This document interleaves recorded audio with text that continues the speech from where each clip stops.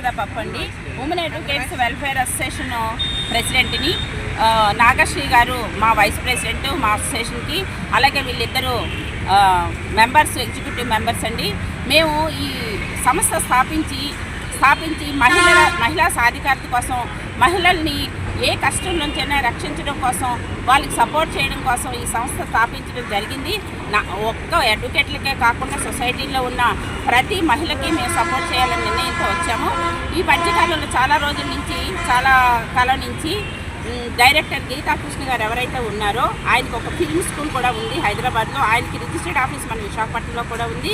ఈయన ఏం చేస్తున్నారంటే మహిళల పేర్లు చాలా అసభ్యకరంగా, అవమానకరం, అశ్లీల వర్డ్స్తో ప్రతి అంగాంగాన్ని వర్ణించి ఒక్క హీరోయిన్కే కాదు పబ్లిక్ మహిళలందరినీ గురించి అతను తప్పుడుగా మాట్లాడడం చేస్తున్నారు. మేము చాలా రోజులు మేము అబ్జర్వ్ చేసినప్పటికీ ఎందుకు ఆగామంటే మన కూటమి గవర్నమెంట్ ఏమైనా యాక్షన్ తీసుకుంటుందేమో ఆయన మీద అనే ఉద్దేశంతో ఆగాము. కానీ అది ఎప్పటికీ జరగట్లేదు.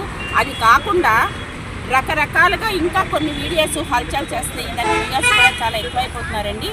దానివల్ల మనం ఏదో ఒక నిర్ణయం తీసుకోవాలి.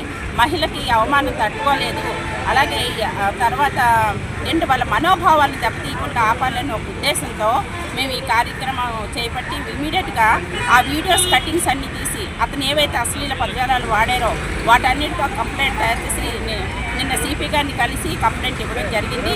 ఆయన ఇమీడియట్గా మాతో స్పందించి దాన్ని ఫార్వర్డ్ చేయడం, కన్సర్న్ పోలీస్ స్టేషన్ మీద కఠినంగా అతను శిక్షించాలని నిర్ణయించుకోవడం జరిగింది.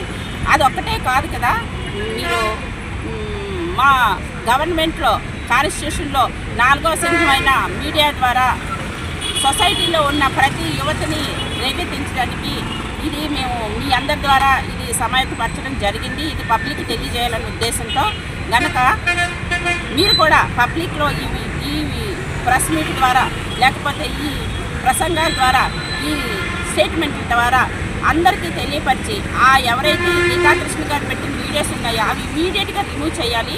ఆ తర్వాత గీతాకృష్ణ గారిని కఠినంగా శిక్షించాలి. ఎందుకంటే అలాంటి ప్రుడెంట్ పర్సన్ అలా చేయడం వల్ల సొసైటీలో యువత ఇలాగే చేయొచ్చు అనుకుని యువత మొత్తం పాడైపోతుంది. దీనివల్ల మహిళా మనోభావాలు దెబ్బతింటున్నాయి. కనుక మేము ఈ ప్రెస్ మీట్ ఏర్పాటు చేసి ఇది ప్రజలకు తెలియజేయాలని ఒక సదుద్దేశంతో ఈ కార్యక్రమం జరిగించడం జరిగింది. Thank you. జై హింద్. ఇప్పుడు మా